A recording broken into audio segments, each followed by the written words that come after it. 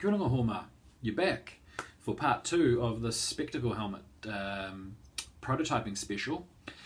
So what we're going to do today is we're going to be doing some painting, and I'm going to explain a few steps and where to get some of the materials from. So if this seems like this sort of thing, stick around and I'll see you in the video.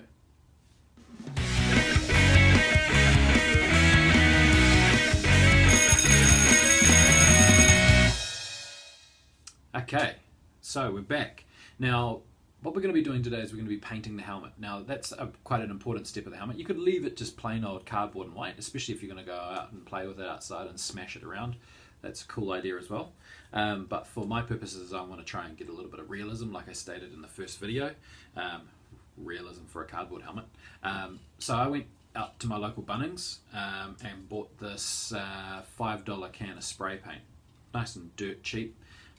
CFC free, which probably doesn't mean it's any good for the environment anyway, but this is what I'm going to be using. It's in a nice metallic silver as well, so it's going to give it that nice metal look. And so I went, one of the things I thought is that I originally thought I'd get a chrome, so it looked really, really metallic-y, and then I thought, well, that's it's a little bit more expensive for chrome paint, but also this is like a dull, like almost armor grey, if you look at that colour spray paint there.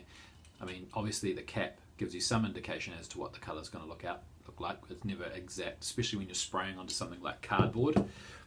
I've got a lot of metallic normal paint, like acrylic paints, and I don't know what it is. I think it's something to do with the porous part of the cardboard and the paper, etc., that it absorbs some of that pigment, and it never comes out super great, if that's the basic point.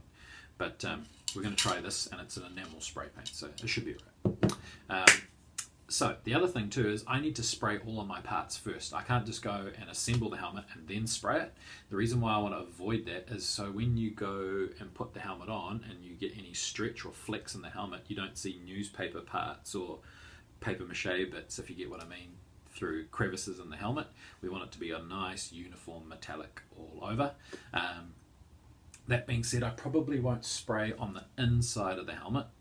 There's always some nook or cranny that never quite dries properly, and I don't want to stick it on my head and find I've got like a delightful metallic highlight in my hair.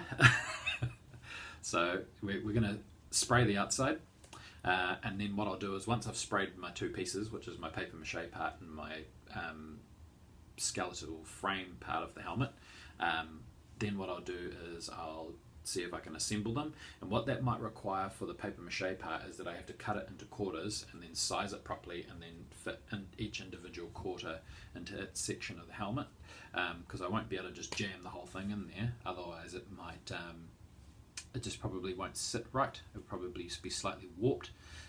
So we'll see. It's all a bit trial and error at this point, and like I said, we're at the prototyping stage. So yeah, stick around. I'm going to switch everything to time-lapse just to kind of speed the whole process up, so you're not sitting here listening to me yammer, because there's nothing really to yammer about, because remember, we're at the prototype stage. So if there's something interesting you see, keep watching. If you have any ideas, definitely put them in the comments below, because it'll be an awesome way to improve the videos for later. But yeah, until next time, ka kite anō. Hopefully at the end we'll have a finished helmet and I'll show the assembly process. I'll see you later.